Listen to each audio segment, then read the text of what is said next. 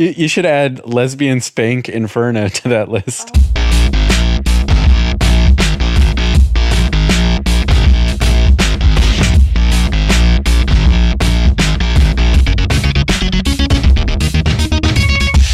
Welcome to another episode of Let's Rewatch, the show where we watch movies that we loved in our youth and see if they're still actually any good. As always, I'm Nick. I'm Bret. I'm Sam. I'm Ash. Mine's. And that's Bryce. And this week we're kind of following up on our previous episode. This time around, we're going to watch Stand By Me from 1986. We can't get enough of little boys. Wow. Wow. No. Totally kidding. Control Z. Control Z. You guys didn't even read the little blurb I did on the release from the last one. Because you released it so on time. Yeah, sorry. What does it say? It was just that Nick talks at length about an entirely different movie, and that's this movie. Yeah, and now we get to actually watch the movie that I was talking about last time. But, you know, I wanted to kind of, I don't know if apologize is the right word, maybe reel back a little bit on my reaction to The Sandlot. Because, you know, talking to Bryce, I think Bryce kind of woke me up to the fact that the things that we see in The Sandlot and Stand By Me, it's not that Sandlot was stealing anything. It's just this is a way that they told stories. And it happened a lot in the 80s. It happened in A Christmas Story. It happened in The Wonder Years. Oh, yeah, because Bryce made the Christmas Story comparison. Yeah. I can't remember if you made that on mic or off mic, but... It was off mic. It was off mic. We didn't hear that. Okay. And it was something Bryce and I were talking about later. Because Bryce doesn't talk when a mic's in the room. But I think if you were to blame one, you know, buddy cop movie for stealing the style of another buddy cop movie, or, you know, there's so many just kind of genres and types and, you know, whatever. And I think that Sandlot is a very funny movie and a very enjoyable movie for people of that age. And maybe I was just too clocked into the similarities to Stand By Me. I've been thinking about it a bit over the week too, and I think I was a little too harsh on it as well. I think it was pretty enjoyable. Yeah. I think You guys made me so sad. I had so many fun things. Sam was like, I can't believe they hated it. I was like sad all week, and I had like told my coworkers about it, and they're like, "How was The Sandlot?" And I was like, "They hated it." Yeah. I guess I went into it with not knowing a lot about the movie, and I had, hey, welcome to another podcast where we talk about a different movie than the movie we're doing. Yeah, it's just a double feature. Yeah. It's The Sandlot, Stand By Me, double. But I feel like I went in just not expecting a sports movie, and if I had known... What? What? Like It's called The Sandlot. No one knows what the fuck that is. Yeah, I didn't, like... I just really didn't know what to expect, and so that took me off guard, and I violently hate sports, so I had a reaction. But I think that it was actually a pretty charming movie, and I would, like I said, I do stand by the statement, though. Stand by me. I stand by the statement that I would much rather watch Sandlot again than Goonies, personally. I liked it. I think I liked it a lot more than Goonies. Yeah, I agreed with you on that. So for what it's worth, Ralph Varlese, if you listened to our last episode and you're bummed out, you know, You're clearly listening to this one then. hopefully you haven't bailed on us. And I haven't seen your feedback yet because we're literally recording this on the day that the Sandlot episode released. But if you were bummed out with our reaction to Sandlot, we apologize. We're sorry. We still love you. Don't worry, Ralph. I stood by you the entire time. Yeah. Yeah, so I'm really excited about today and getting to finally see, you know, that same movie Oh my format. God, you made a but Stand By Me joke, didn't you? What? Me? I just Bret? got it. No, you. I'm sorry, Bret. It just hit me. I was gonna say, I'm really excited this week to finally get to see what Nick was talking about the movies being so similar. Because, man, I'm really looking forward to a good comedy. Oh, no. Well, I actually think it will be fun. And yes, I get your gag, Bret. This is not a comedy. But it's a very fun movie. It's got some heavy stuff here and there. Wait, it's not a comedy? But I think it's actually going to be kind of fun as we're watching it to see all of the similarities in storytelling style to The Sandlot. How long has it been since you've seen this? I can't be sure. It's been a while, but I still think my memory is pretty fresh because I've seen it plenty and I really, really love it. You know what would be so okay. hilarious, though, is if we watch it and at the end you're like, I've never seen this movie. I've just seen The Sandlot. Yeah, I'm thinking that after Nick won that bet, he went out and bought the highest horse he could find. And I think we're going to sit down and watch this movie and it's going to be so fucking nothing like what he thinks it's like. No more bets. No. Bet that it's similar. I will not say no more bets. I want very much to have bets in the future, but they have to be on factual data. We can't make bets on our opinion because somebody would say, "Oh, I love this movie," just so somebody else has to drink Bekarovka. But I plan for more bets in the future, to be sure. I don't trust myself enough. Apparently, you shouldn't trust me. So let's get a little familiar with the movie we're going to be watching. This, of course, is Stand By Me from 1986, based on a short story written by Stephen King called The Body. Whoa, really? I didn't know that. This is a Stephen King story. So it is going to be scary, intense, something like that. I mean, don't peg Stephen King as only horror. Okay. Yeah, Stephen King has some good not horror stuff. Yeah. Oh.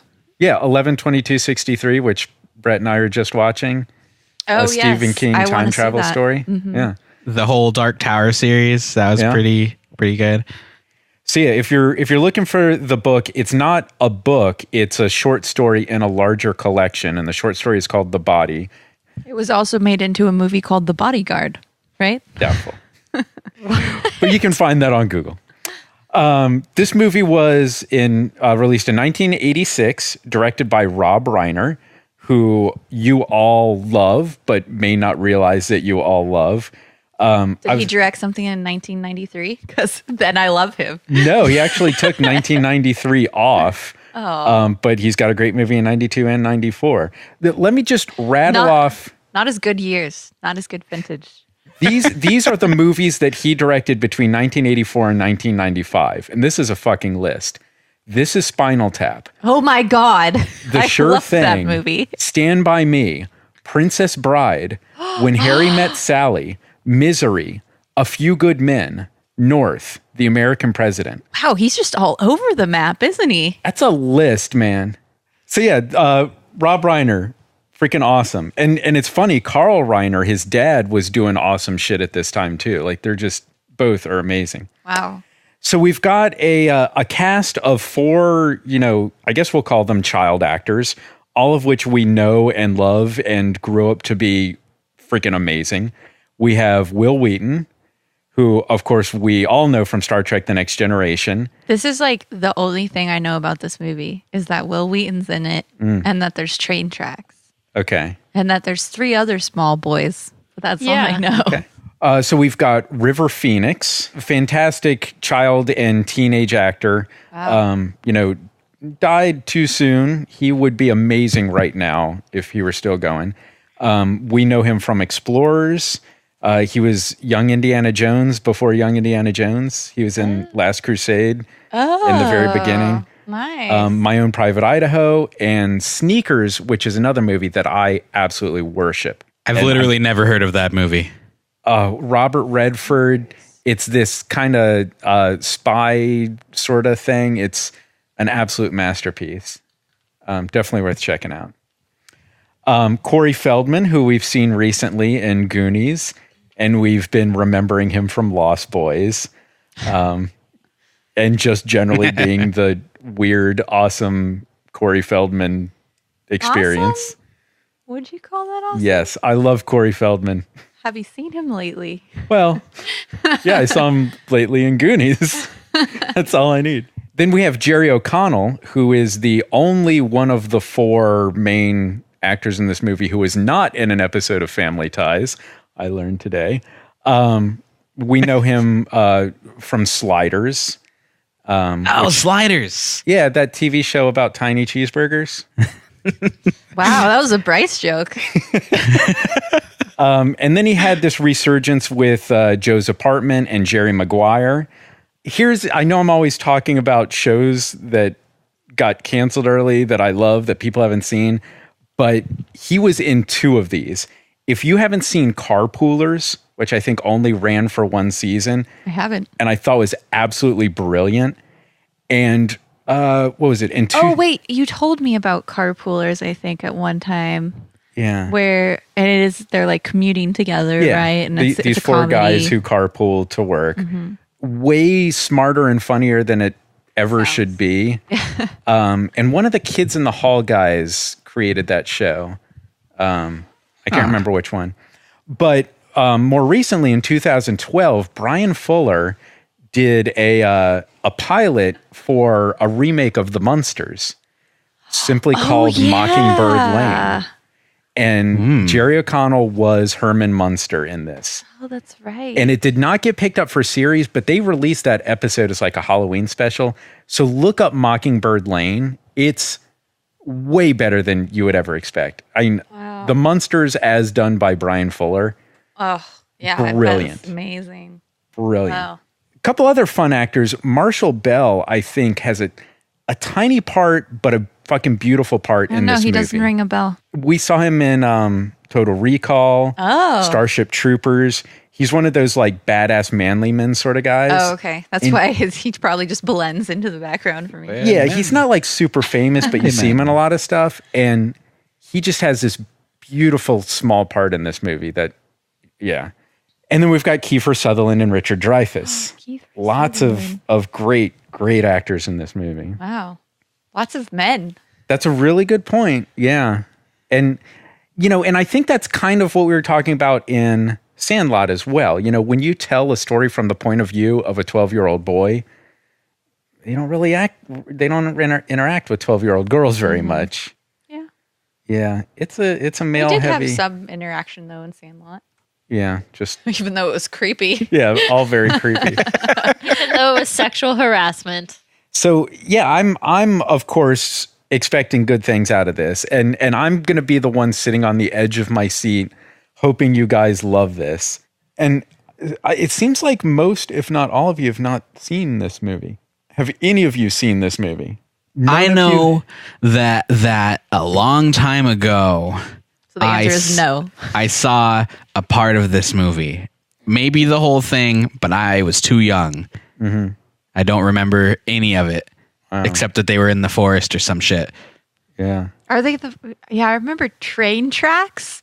Yeah. And I remember I've seen images of like the kids on the train tracks. I have a theory about something happening, but I don't want to say it because I don't want to like spoil it in case I'm right. But it's like, I have no idea if I'm right. I just like get that feeling from. Yeah. It's like you and me both have like the $10 psychics reading of this movie. Yeah. Like, was there a forest? Like, perhaps some train tracks. Yes. You know me perfectly. Did you have problems when you were younger? Perhaps. You've faced strife in your lifetime. How did you know? I'm hearing G. Is there somebody whose name begins with G? No? Is there a G in their name? How about golly G? Do you know anyone who says that a lot? Sorry. We don't mean to make fun of psychics if there's any who listen. For the record, I do. Yeah, you're alone on that to make one. Fun of psychics. Psychics are baloney. They should be shamed. Well, there you go. Yeah. An apology from 1/5 of the podcast. Thanks for joining us this long. I predict you won't be listening any longer. So what does that say for your expectation of the movie? I expect that it's going to be very sad, and that I'll say this because I think it's a pretty general view of it without like any spoilers. I expect that something sad will happen at the end, but I expect that it's kind of a coming of age story, just like Sandlot was a little bit of a coming of age story, but I feel like this is going to be more of a coming of age story where it's going to be about these boys coming together in a traumatic situation and growing up. Kind of. That's just the vibe I get whenever anybody talks about this movie. But well, I mean, and the name Stand By Me kind of implies a lot. So that's all. That's my only expectation, but I don't really know anything else about it. Yeah, that's interesting. It's like, how much can you judge a movie based on the effect that it's had on other people? Yeah. And I think this movie has a strong effect on people who do love it. Yeah, people, whenever I hear people talk about this movie, they all have like the same sort of tone about it. So, except for Will Wheaton, who, when he talks about this movie, hates it. Oh, interesting. I haven't heard him say anything about it. Well, I've heard him talk to Chris Hardwick on the Nerdist podcast about it, and like, I don't, maybe hate is too strong of a word, but he like, it was such a big part of his identity for so long, and he didn't like that. I think, you know, he didn't like that was the thing that people He didn't like that was the thing people I've heard him associated say him with. that about Star Trek. Yeah. Well, yeah, I mean that too, but you know, he's really good in this. Like, if that's what people remember him for, they're remembering him for something very, very good. like he would tell stories about how he would be in a restaurant with friends, and the friends, just to fuck around, would go to the jukebox and play Stand By Me. You know, like shit like that, where it's like my name is Ash and I get Pokemon jokes all the time. Like it just gets annoying after a while. Yeah. Yeah. What do you think, Brett? Are you going to like it? If it's as serious as I recall it being, I have a feeling, especially with the mood I'm in this evening, it's going to be like when me and Sam watched Atonement. God. Please don't. Don't. No. You didn't even give that movie a chance. No, I didn't. No, I think it'll be a pretty good movie. Wait, do you like it now, Sam? Because you didn't like it when you guys saw it. I haven't seen it since the theater. Atonement.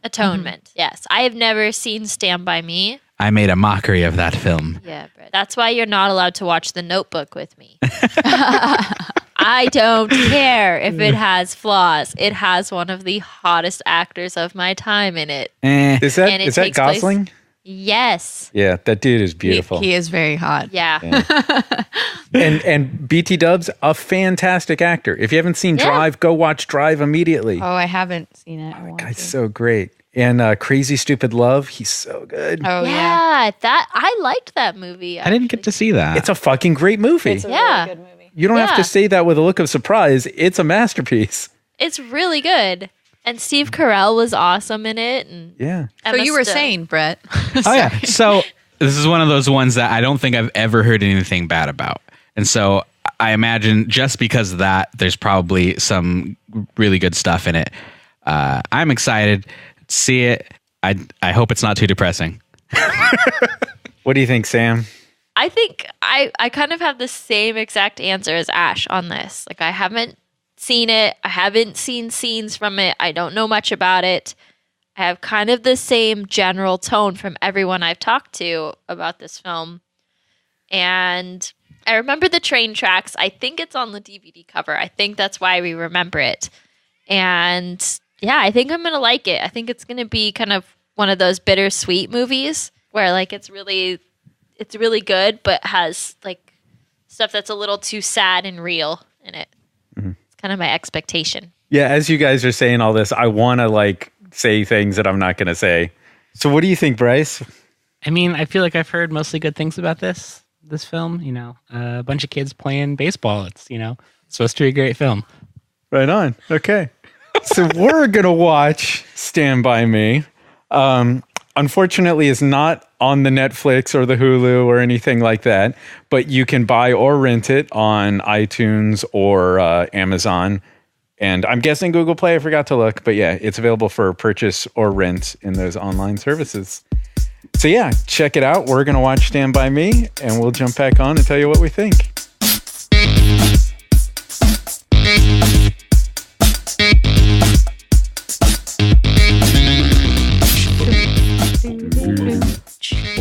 Darling, darling, stand by me.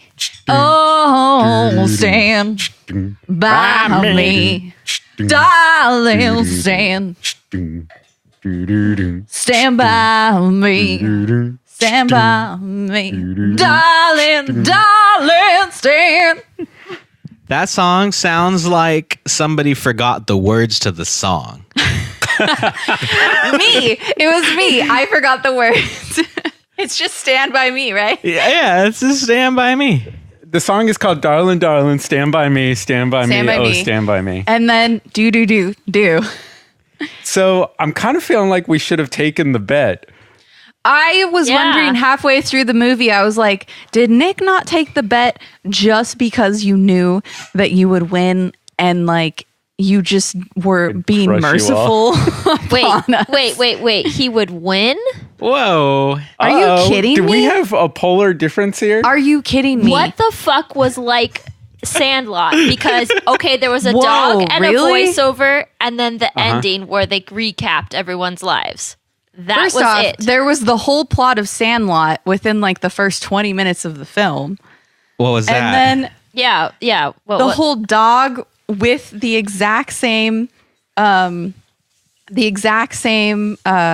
what's it called? So there's Like a the scene reveal where the kids ran like- from a dog. No, it's exactly the same. There's a dog that everyone in the town is afraid of that used to work, that still works in the movie at a, what's the word?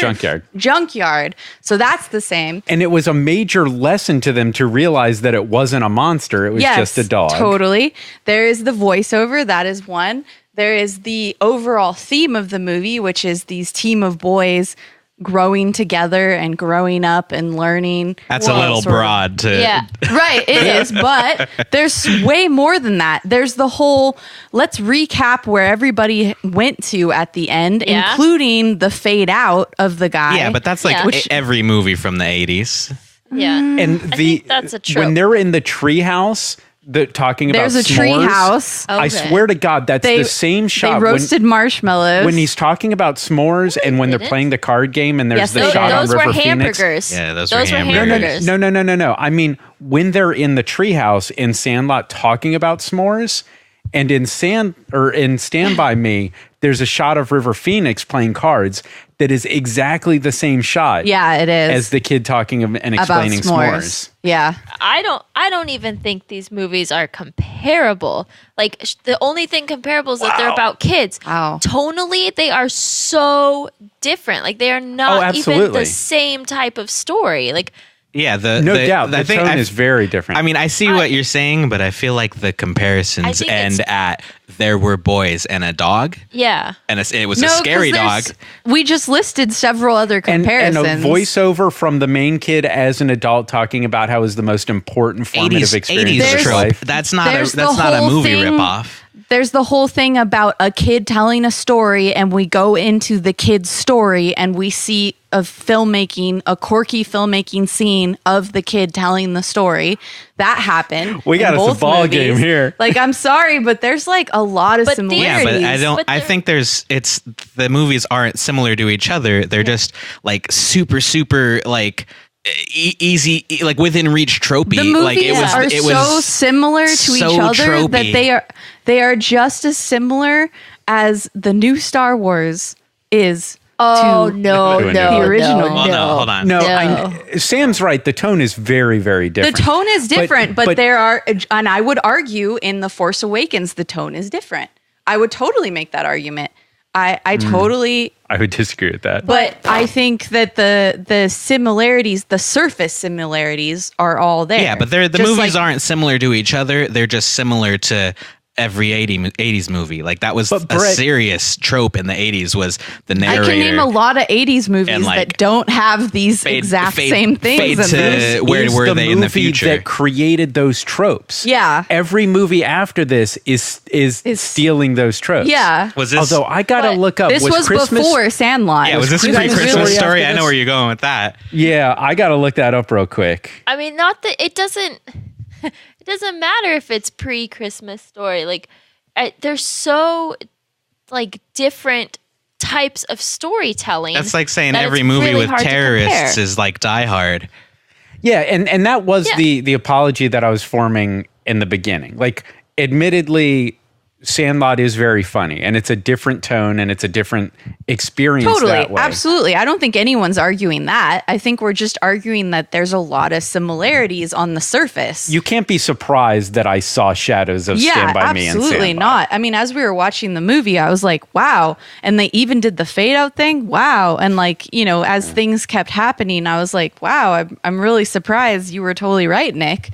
I think tone wise, you're absolutely right, Sam. Like, it is a different movie, but you can't deny that there's an awful lot of similarities. Yeah, between it just the two felt like they movies. were digging in the same toolbox, though. Yeah, it totally. It wasn't a comparable movie experience. Nobody's arguing that it's the same movie. We're just arguing that there's So- an awful lot of similarities. Yeah, I guess when you had set it up initially, you made it sound like The Sandlot was a cheap ripoff of Stand By Me. This is which- what I was operating under. Yeah, and it's not even comparable in that respect. No, I I think Nick's just saying that there's an awful lot of similarities But between the movies. they're all like the Please name another 80s movie where kids are afraid of a dog that works in a junkyard, because I don't know one.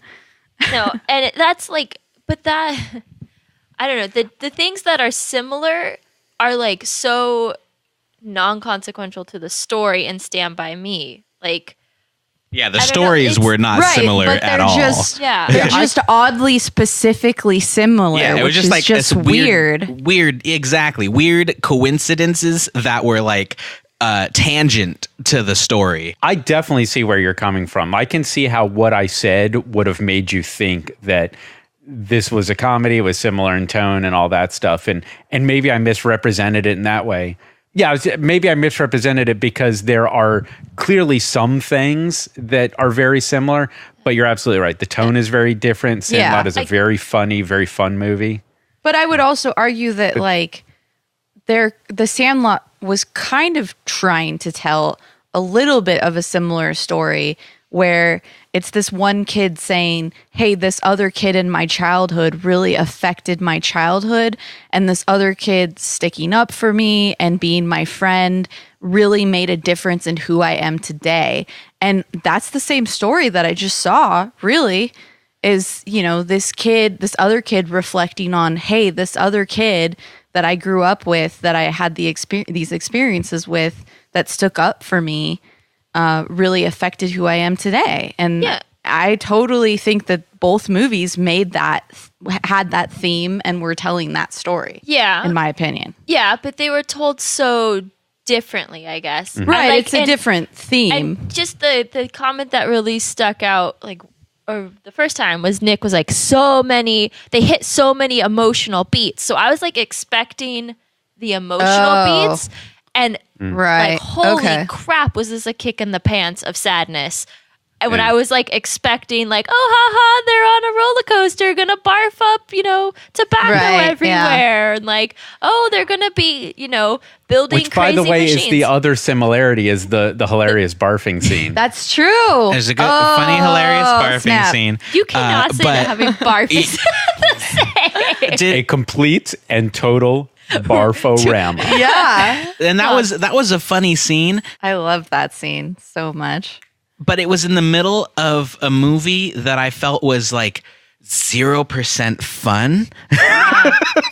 But it needed to establish Gordo as a real storyteller. Yes. And Yeah. it needed to add some comic relief. But, Jerry O'Connell was I'm kind of the going- comic relief. Going somewhere with that thought was every single service that we could find this on listed this movie as a comedy. What? What? Wrong. Yeah. Definitely wrong. Amazon That's listed as adventure, inappropriate action, classification. comedy, drama in that order.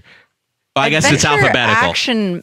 Well, more like adventure, right? Yeah. Not action. I'm totally drama. It felt drama, like just Yeah. straight Yeah. drama, and like they happened to be on an adventure. Yeah. Now, to answer your question, Christmas Story was 83, so before this. Wonder Years was 88, so after this. Ah, okay. 88. Yeah. That's my year. But yeah, my year. Amazon has this as a comedy. Google Play, you can't actually rent it on Google Play yet, but it's listed as a comedy there.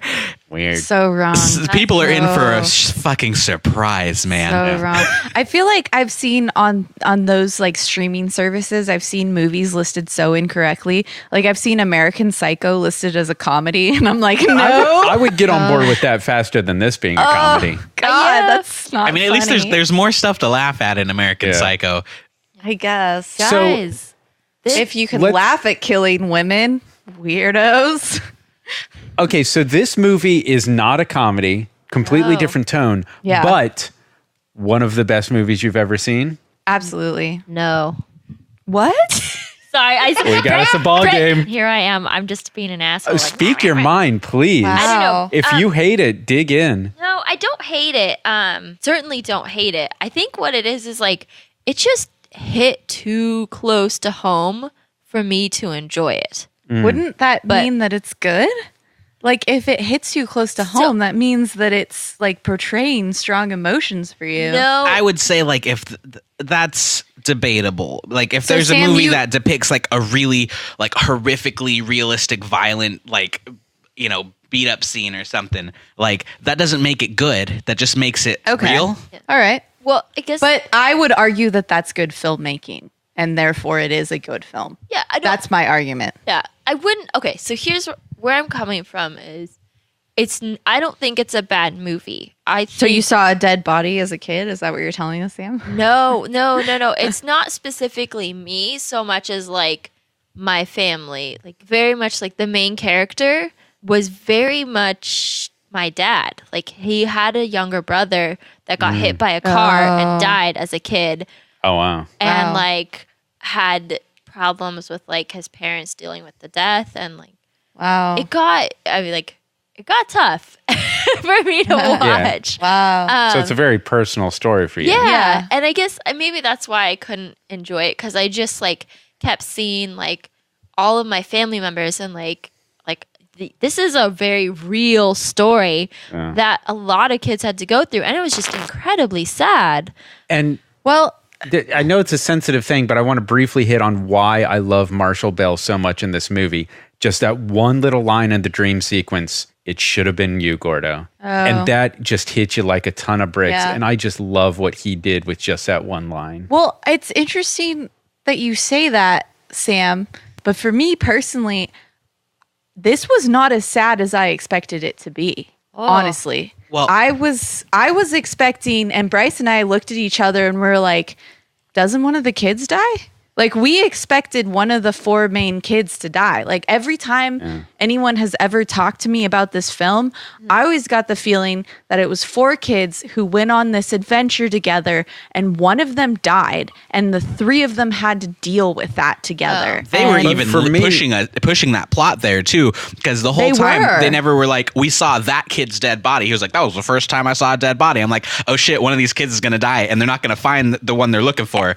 And Like- they were totally setting up the Chris character to be the one to die. Yeah, And I- eventually he does die, but like they totally set his character up throughout the whole story as like the whole time I'm like, he's the one that's going to die. He's going to die. But oh for my me, God. this movie is about coming to terms with John Cusack's death, which Right, didn't which happen I in the didn't know timeline of the about. movie, but that's really powerful for me. Right. And I, like I said, I didn't know about that. I just, when anyone has ever talked about the movie, I didn't know anything about the actual plot, but I always got this sense that one of the main characters die. Yeah. And I didn't realize that it was not that one of the main characters die, but that one of the main characters' brothers, is dealing Is with a death. facing that Yeah. reality that he and his family cannot digest. Yeah. I have a thought about your and Bryce's not finding it as sad as you thought, because I felt the same way. Because we're horrible people. No, I think so. This is a bit of a walk, but I was actually talking about this earlier in a completely different category with Sam while we were driving to work today, and it was about classical music. And I had this thought that there's a lot of classical music that I really don't like, and it's beautiful and it's like technically brilliant, but there's just nothing there for me emotionally. And I feel like and I'm sure Nick disagrees at least, that this movie felt like that to me, where like it was a technical mastery of playing like these kids, the kid with the abusive parents and the kid with the emotionally abusive parents, and like the murder and the asshole kids and like the psycho one. And it was like all this stuff that was piled on, and it was supposed to make you feel like sad and all of this, but all I felt was just like that it was there, and it was like they did it really well, but somehow missed the emotional beat that I needed to really connect with it. So what you're saying is that you're a cold-hearted bastard. Right? I have a huge amount of respect for the piece of art that you see as a great piece of art that you do not enjoy. Yeah, that's pretty tremendous because I respect that. Like, yeah, I have to look at somebody like Justin Bieber and respect that a lot of people love that guy for some reason. He's not for me. You have to respect that he's talented, whether he's your cup of tea or not. Sure, whatever, that's fine. But there's still talent there. And I wish I could come up with a better example, but Walking Dead hits me. Lots of people love that, but to me, it does not land at all. Yeah, or like art. There's a lot of artists, right, that not everybody digs. Like not everybody might not dig a Monet painting, but you have to respect the fact that like that dude knew what the fuck he was doing. Yeah, I got a lot of respect for that. Yeah, so I think that's where I'm going with that is like definitely this is a good movie, but I wonder if it's like just technically good. Or if it's like Nick was saying, all-time classics, because it doesn't make it to all-time classics for me for that reason. Well, it resonates in a huge, huge way for me. Well, and I think with a lot of people, I don't think you're alone because a lot of people talk about this movie.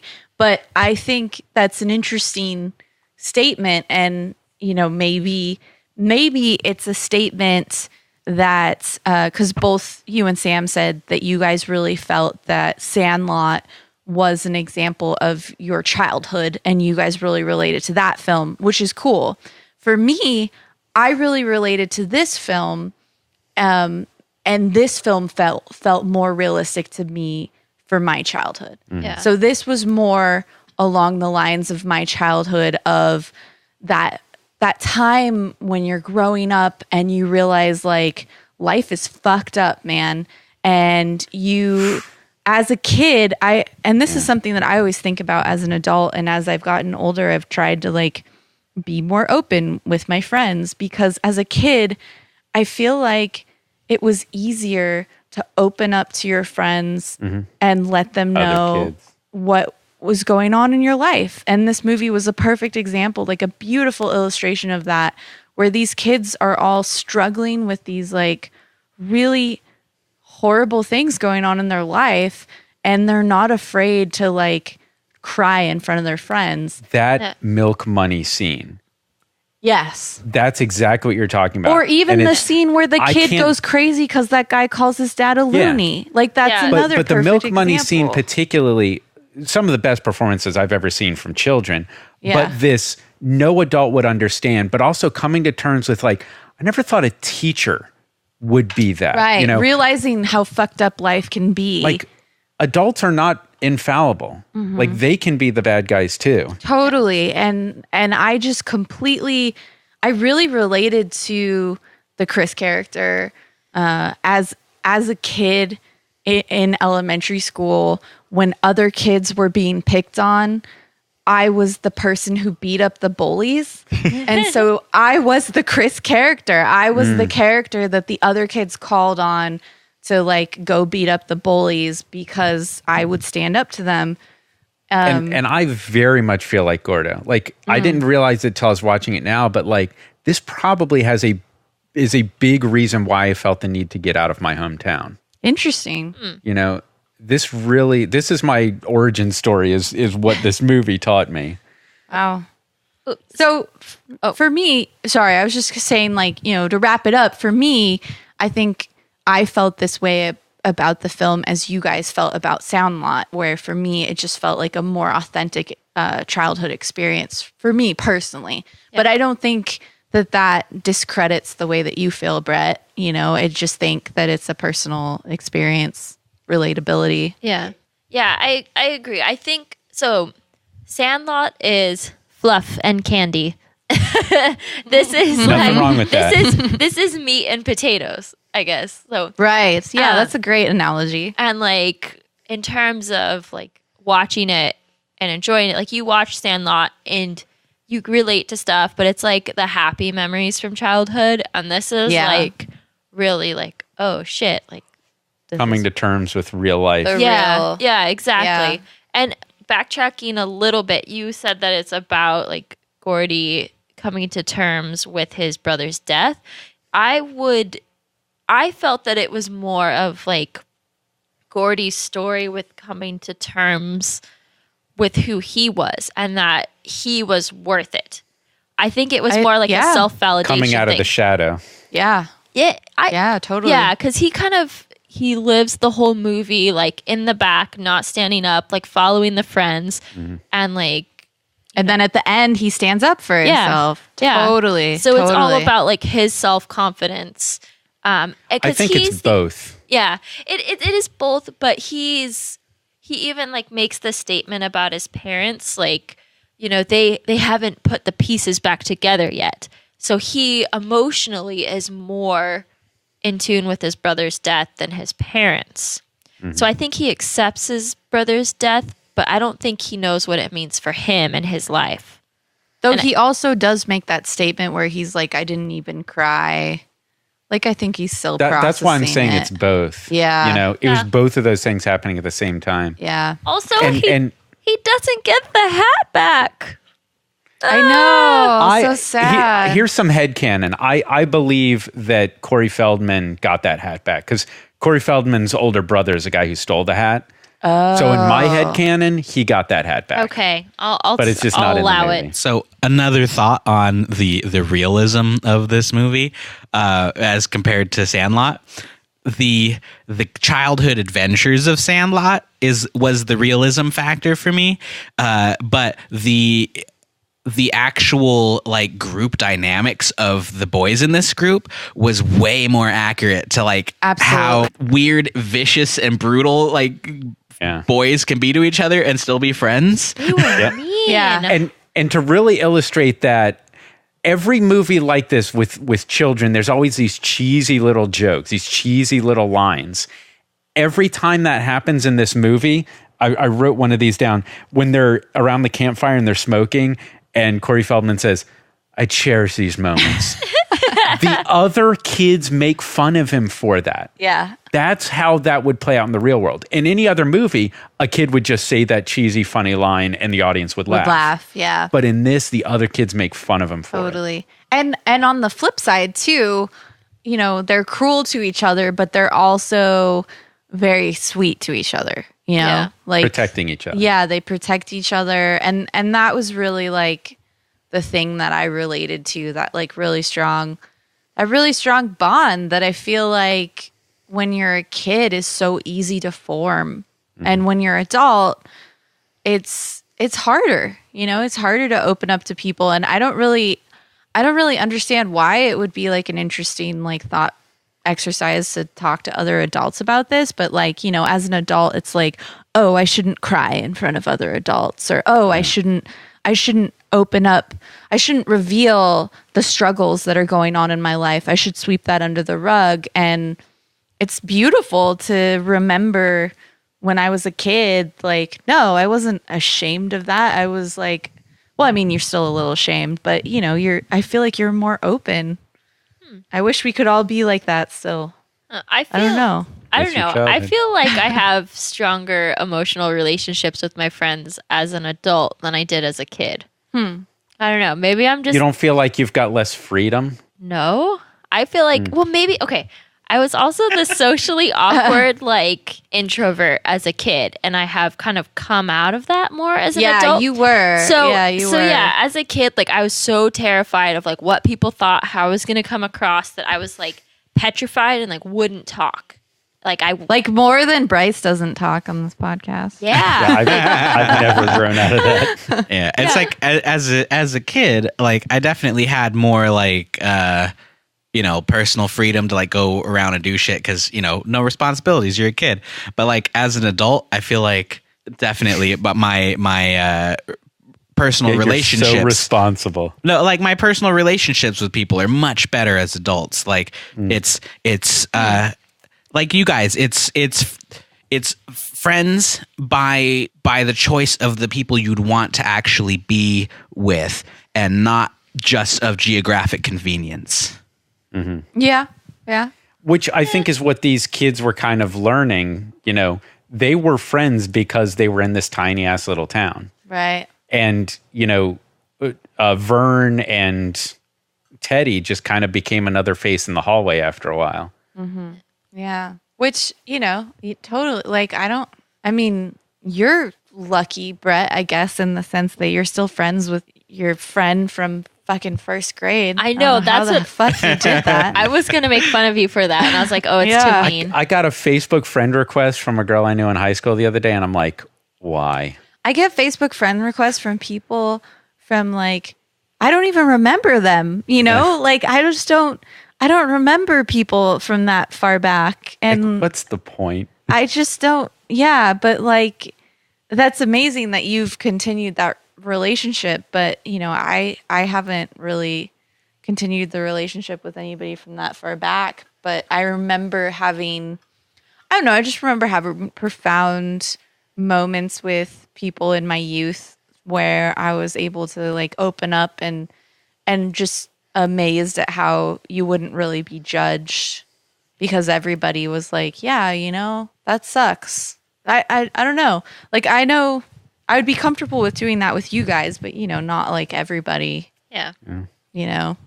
I don't know. It's an interesting, it was like a beautiful illustration and reminder of that time period in this movie. Where you came into trust in a very different way.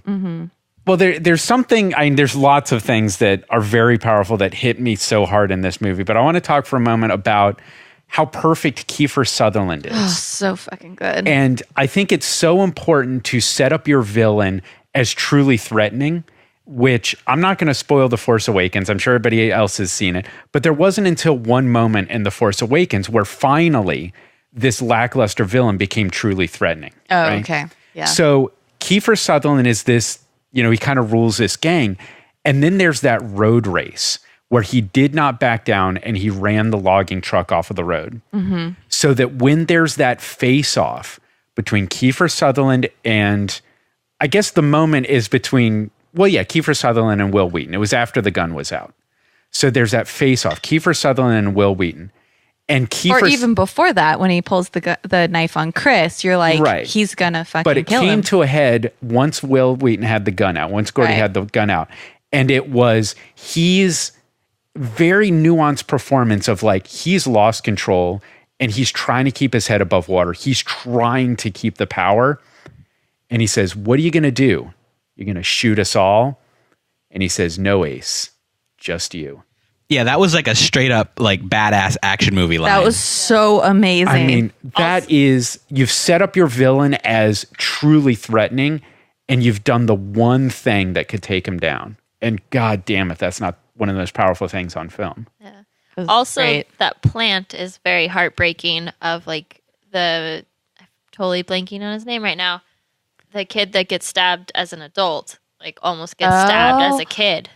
Oh, and he went for his neck too. Wow, I Yeah. didn't make that connection. That's fast. I didn't think about it because Wow. that's what he expected to happen to him as a at child. that moment. I'm yeah. never going to get out of this town. I'm going to be the ruffian. I'm going to get, stabbed. And Yeah. then it came back to him when he was an adult. He'd broken out of Wow. it. Yeah. That's pretty amazing. This really makes me want to go back and read or watch It. Another story by Stephen King about The kids.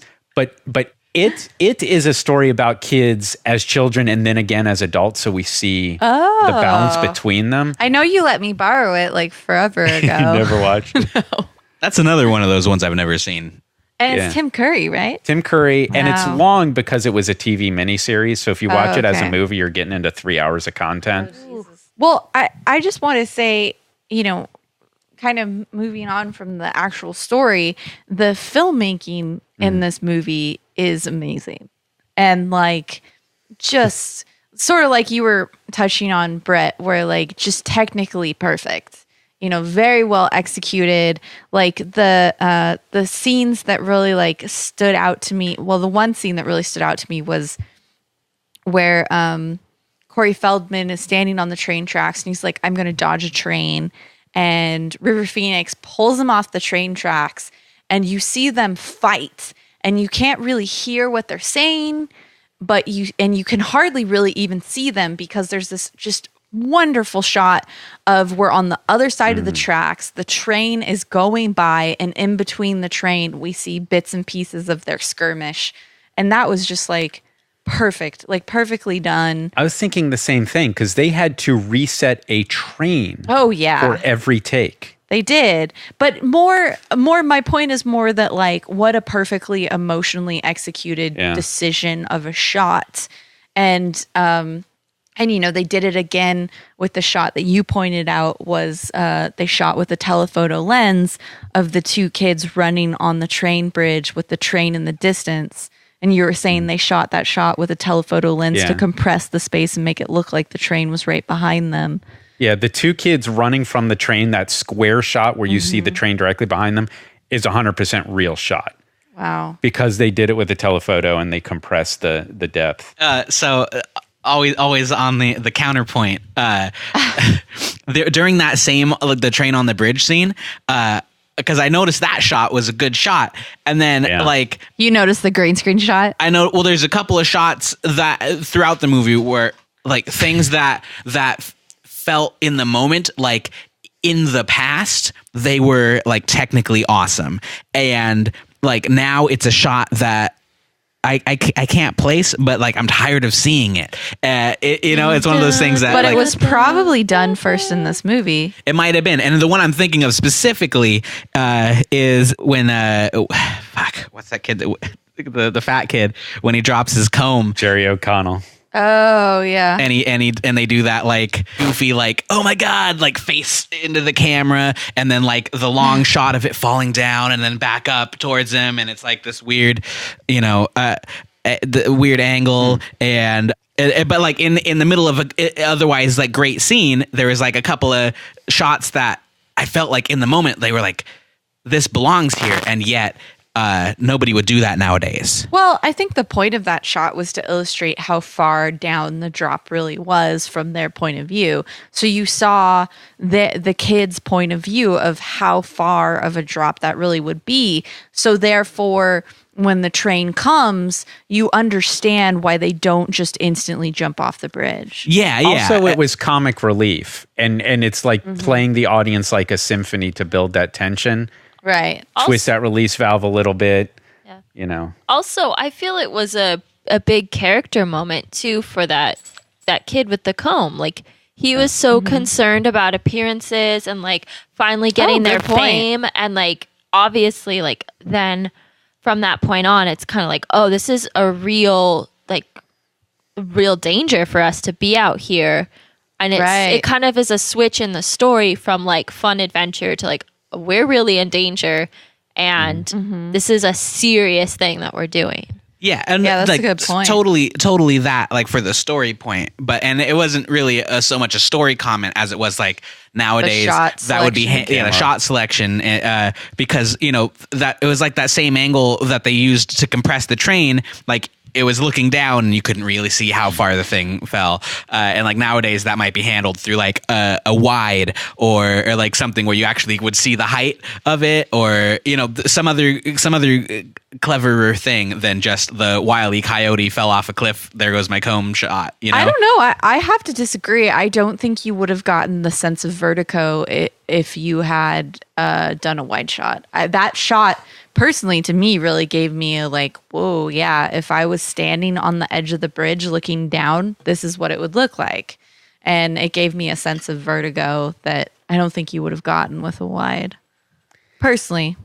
And to add to Sam's point about building the character, and this is like the same character, Vern, Jerry O'Connell, just the most brilliant and tiny and forgettable but perfect little note that was just so perfect for his character. At the end, he's walking away and he picks up the penny. It's like, hey, Yeah. Oh yeah. Yeah. that is great. what makes Rob Reiner such a brilliant filmmaker, and what makes this such a brilliant movie. So That I was kept such like his bracing character. myself, expecting him to be like hit by a car. Yeah. Oh, Because of the You were framing. thinking the wrong things. Well, the framing of that shot, like kind of like Brett's point, nowadays in filmmaking, In a that different movie. framing Yeah. would have Yeah, you wouldn't do that unless you were gonna kill him. Yeah, exactly. Oh, you guys. that would not have fit in. The other characters had really strong emotional moments that they really like played up and did a good job of. But in terms of like the acting as a believable kid, I feel like he was the most believable and genuine throughout the entire movie as a kid. Yeah, like the train on the bridge scene and they're running away from it. Like there was one shot where it was just like, fuck, those are like real tears on this kid's face, like running away from the train. Well, it was just Or like when he- simple stuff too. Or when he kept interrupting the story. Yes. There was Yes. always that one Yes. kid who, like, Yes. Ash said at some point, read the room. Like the one kid who couldn't read the room and didn't get what was happening here. Yeah. Where did it? It was where when did he they started singing after the kid's dad got called like a Yes. loony, and he's singing and he Yeah. just starts singing, and I was like, God, read the room. Oh, and that other kid is like, sorry, I'm ruining your fun. And I was Yeah. like, ah. Another thing about this movie, and this is definitely not something I didn't like, but it's a thing that usually bothers me, but they like fucking pulled it off in this one, which is my least favorite movie trope, planting the gun. Oh, yeah. Like literally that's what happened in this movie. You mean establishing that they had the gun? Like every so many movies are like the first 10 minutes have, here's like a fun contraption, and then like you forget it, and then in the end it saves the day. And it's Okay. So Yeah. it's You mean they set up and paid off something? it's not a setup and a payoff. It's a fix in post is what it is. They got to the end of the story and had no way out and wrote in a fix at back at the beginning. I disagree. They definitely wrote that in the script. And the Absolutely. gun was in a bunch of the shots. Like, Yeah. Yeah, but it in wasn't story multiple vital things. until the very end. Like it was Well, you can make that argument, sure, Yeah. but it was not a fix it in post. I think the gun paid off with the let's stand watch scene. Yeah. Oh my God, That that was is pretty good. totally me. And had we camping. never seen the gun again, we'd have been full circle on the gun. Right. That yeah, is- well, that's why it works so well at the end, because you weren't still waiting for it to come back after that scene. Yeah. Which by the way, that's why Shyamalan's surprise shit always works. Because Shyamalan always ends the movie and you've got a complete, satisfied end of the movie. Then there's the surprise ending. Wait, are we Well, talking about? That's just a reversal of audience expectation, which is just part of the story structure. But I would argue that there was a reversal of expectation here. While I was, yes, expecting the gun to play a factor into the end climax, I was expecting the Chris kid to pull out the gun. And my reversal of expectation was when Will Wheaton pulled out the gun. I was not expecting Will Wheaton to pull out the gun. Absolutely. And it was a character counterpoint too, where he is suddenly acting differently than he would have at the beginning of the movie. Yeah, I don't have a problem with them setting up the gun. Like, that is correct storytelling. You should set up the gun. Like, it shouldn't just come out of left field. I think it's but I think the planting the gun is an optional storytelling device, and they did it super well. And so often it's just this like cheap Deus Ex Machina of an ending. Like, oh yeah, I guess that was in there earlier. Okay, sure, that works. And like, Gotcha. Also, too, the way they introduced the gun was really telling of the character's relationship too, because he, presents the gun. No, dude, it's not loaded. I promise. I swear. And then it goes off. So it sets up this relationship of Gordy being bad by association by this friend. It sets up the whole expectation of he's a bad influence. Oh, he brought the gun. Oh, he's dangerous. It also further set up my expectation that one of the 4 kids was gonna die. I expected why one do of you them. want children to die so badly? I don't want it to happen. The way that everybody talks about this movie, I assume that one of the 4 kids died. And as soon as they introduced a gun, I was like, well, this is how it happens. Like somebody shoots somebody by accident. They were so willy-nilly with it too. And after just at your bachelor party, Bret, just like shooting a 45 myself, I was like, Jesus Christ, that thing is so scary. Yeah, it's amazing how much it affects us to see a child holding a gun, where in the 80s that didn't hit us as hard. Yeah. Also the smoking. I'm sure. Yeah. I'm sure we'll never get to it in this podcast, but I just stumbled across Cloak and Dagger on HBO Now the other day, which is a movie that I loved as a child. Oh. And damn, it hit me hard, because there's a moment where Henry Thomas, as a child, has a gun, and it plays out in a way that was supposed to be whimsical in that movie. But watching it now, it's horrifying. Ugh, yeah. I just kept thinking about just how quickly that this movie could have gone so in a even darker direction. Yeah. Because and also maybe it was my frame of mind too, expecting that one of the kids were gonna die. But I just recently watched a Supernatural episode where 2 of the characters killed another character when they were younger because they were fucking around in the water and holding the other one's head underwater. So that scene where they're fucking around holding the head underwater, I'm expecting one of them to die. It was so awful. And is that a weird thing that nowadays are so into the torture porn murdering of people as a plot device? There's a lot of it used to be the death of somebody in the movie, like this thing, no one actually died in the movie. There was someone dead before it started, and still that was a big deal.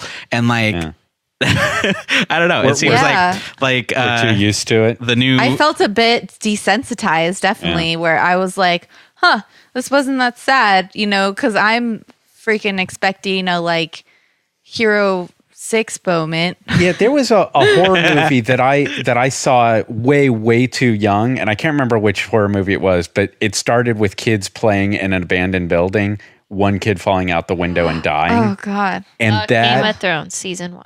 No. And man, Yes. that hit me so hard. It was the most horrifying thing that I could have ever witnessed as a child. Also, I can't help but kind of think of My Girl, because that's kind of in my head the girl version. Wait, is My Girl the one with Fucking bees, man. the bees? Okay, yeah. Bees? Oh I my haven't seen God. them. Okay, so what's funny is the same as last time when I couldn't separate Little Rascals and Sandlot. The part of this that I had remembered was also mixed completely with the bees thing. In My Girl. Yeah. See, it's Weird. not the bees I could part see that that. is sad. It's the scene after.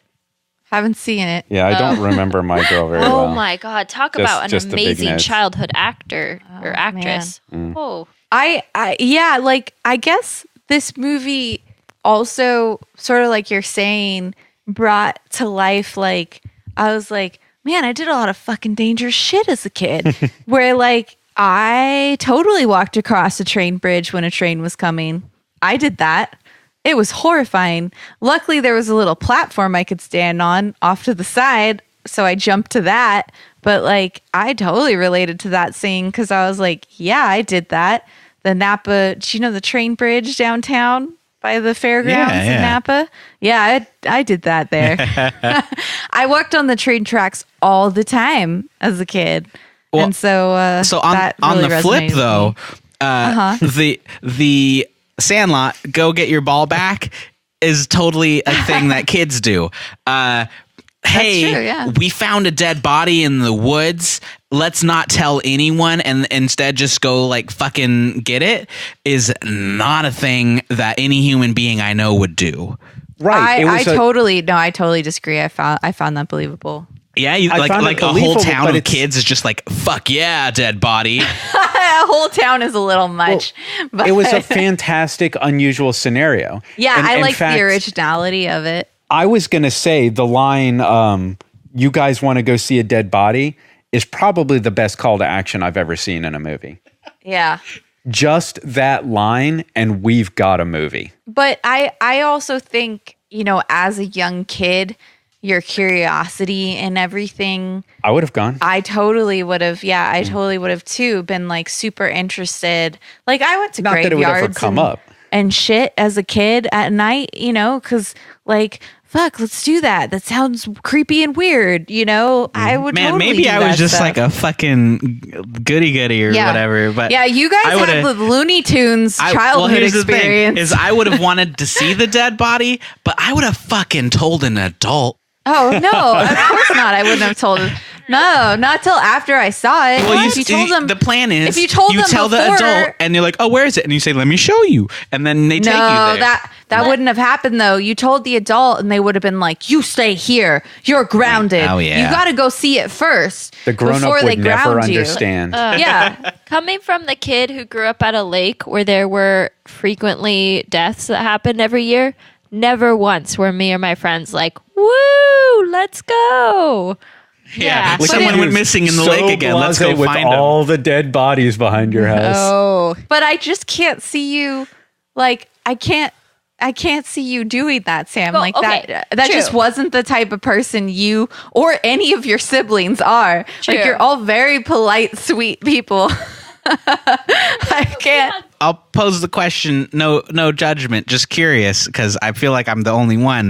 You ever but killed like, a guy? well, story motives and like make believe. Yes, want to go see a dead body. Yes, deaf.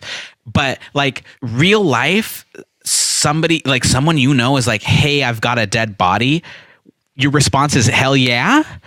Right now, no way in hell. Yeah, not as an but adult. age 12, I think I would have gone. Okay. Yeah. Oh as a man, even kid. me, age 12, I would have been like, "The fuck are you doing?" Like, God, why are you such a square? And I have to say something about how the fantasy of that comes crashing down into the reality of that Yeah. with another line that I thought was absolutely beautiful. And it was the narrator. Mm-hmm. The kid wasn't sick. The kid wasn't sleeping. The kid was dead. Or even before that, he says like, that line where he's like, "We're going to see a dead body. Maybe it shouldn't be Maybe a it should be party." Yeah. Which is really great. Like I think as a kid, my initial reaction would be like, "Yeah, let's go," because of curiosity. But as time went on, they had a really long time before seeing it. I definitely think it would start to freak you out, and you would start to be like, "Wait a minute, like this is kind of weird." But I think for me, the initial reaction would be like, "Yeah, I want to see that." And then upon seeing it, it probably would have hit you pretty hard. Yeah, totally. It would have been like, "Well, I made a huge mistake." I have to do it, guys. Do you want to see a dead body? no. Doesn't have to be a dead body. What am I missing? Is this from This is Frozen? from Frozen. Oh my God. I knew it was from Frozen. You did. I'm sorry. Okay, I'm done. That is the most amazing version of that song I've ever heard. I love it. I just wanted to say before we wrap up, the deer is something else that's so small and so powerful. And that line, I've never spoken or written of it until just now. So from a story huge. standpoint, what does that even mean, the deer? Like, I don't get it. It means that's something for him. He's, Well, this is yeah. a story that he lived, and he probably told people all the time about this story, but he never told anybody about that moment, not even the other kids on the trip. Yeah, but why is the deer important? Well, to me, I guess I read into it a little bit more than that, but I read into it almost like a moment of him connecting with his brother who's dead. And, I guess you could argue that's me like really reading into it, but I really think that's what was intended was I think, that was a moment of him having this connection with this like greater force in life than, I don't know. Yeah, I see what you're saying, but I'm not completely on board with that. I think it was just, this was a beautiful moment and it's just for me. What about like innocence? Like, I don't know. It could represent innocence. Definitely. It was a moment outside of their adventure. Okay. Again, I guess, it's just personal experiences, but I've totally had an experience just like that where, I've lost someone in my life, or I'm having a difficult time in my life when I was like a kid, and out of nowhere here comes this force of nature that just kind of connects with me with the moment to let me know and remind me like, hey, I don't know, that there's so much more, that there's this other power. I don't know. Like I can't explain that moment, but I've had that moment. Yeah. And so to me, it meant a lot more. And I think you have to look at the deer through the eyes of a kid that just lost his brother. And whether that was his brother or not in deer form, like, sure, probably not. But to the kid, what did that mean to him after losing his brother? And I think it's a lot more than just, oh, this is my special moment. Like, no, I think he took a lot more away from that. I think that was him connecting with nature and life, this circle of life that is so much bigger than you or me, and having this understanding that, like, we're all connected, I don't know. It could also be like a point of like he's seen as non-threatening and not dangerous. So the deer walks by him. I don't know. And then he kind of at the end becomes dangerous and like a threat to, I don't know. Or maybe it has to do with his vulnerability too. For me, there's a different reaction, and I want to share it, but I don't want it to in any way diminish the reactions you guys had. But for me, it's like when I'm traveling, I'm doing some, what to me is a very big, significant thing in my life. It's always got to take pictures, got to share it with people. And sometimes there's this moment where you go for the camera and it's like, no, this one's mine. I'm not taking a picture of it. I'm not going to share it with people. That's like The Secret Life of Walter Mitty. Which I haven't seen yet. Oh, God, man. I can't say anything then. Yeah, I should check that one out. It's really good. It's like John Mayer has this song 3x5 that's all about like, sometimes you just don't want to have the camera. Like no more 3x5s. I'm going to live life. I'm going to experience life. Yeah. And not just try and take pictures of it. Yeah. And I guess that's kind of what I mean, like having this moment, this authentic moment where you're in touch with like nature and life. That's just so real, I don't know. And I'll never tell anybody about it because this one's mine. Mm-hmm. Yeah. Well, I think there was a lot to unpack in that one. Let's kind of go around the table and get final feedback. For me, I think it's easy. I've loved it. I've always loved it. And you've heard what I've had to say. Everything's still firing on all cylinders for this one for me. So, thumbs up all around. Sam, what did you think? Okay. I think it's a really good movie, but I think my expectations were very different, and it kind of threw me off course. And so, I often feel my fault. No, it's fine. I often feel this way about bad movies. Like I saw it once, and I don't know if I need to see it again. Yeah, I definitely enjoyed it, and it was probably on the heavier side for me to feel like I'd want to watch it again. But I certainly appreciate it and really enjoyed its filmmaking and all of the beautiful like story moments and character moments that were written in. And I guess I really appreciate this film for its artistry. What do you think, Bret? I don't know if I can summarize it better than the thing I said earlier about it, which was that I enjoyed the viewing experience, and there was so much in this movie to like, especially like subverting my thought that the planting the gun is always a bad thing, and actually seeing it done in a way I really enjoyed was like a big deal, I think, because I think that's like the only time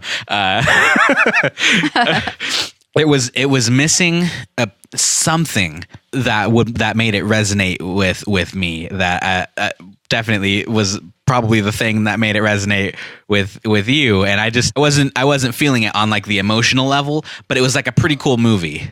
What do you think, Ash? I loved it. I think it was a masterful piece of filmmaking. I really enjoyed it. I liked it. Yeah, we've kind of said a lot. Yeah. What do you think, Bryce? It was pretty good.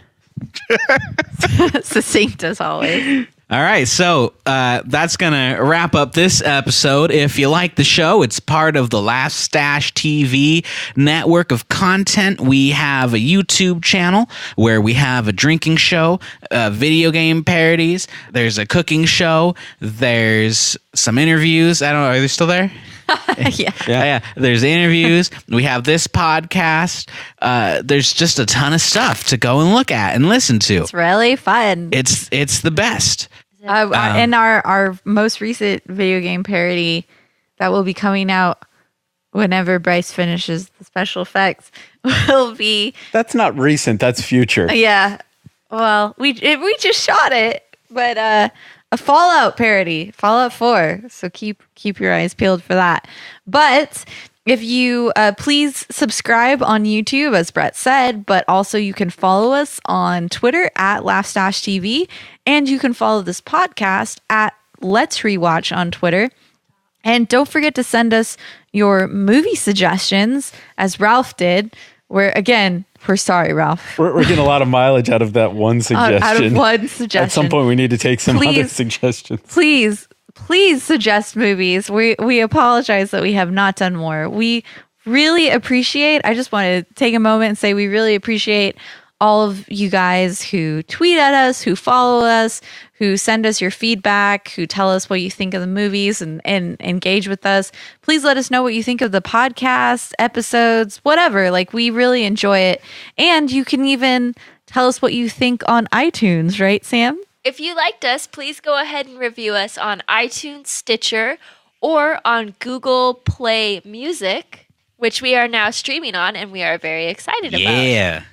You know, speaking of the Twitter, I was just remembering, I was trying to think, who was it who posted a picture where they saw both Lethal Weapon and Sandlot in the bargain bin and picked them up? And I was like, oh yeah. That was Ralph Forlés again. It was Ralph again. We love you, Ralph. Yeah, you guys, I have so many fucking dollar store movies that I bought. Yeah, some of them will roll up in the podcast, I'm sure. One other thing, we all also have personal Twitters. Samantha L. Willson. Bret Eagles. I got it right. Ash's Stash. One Wheel Nick. Eggnoff.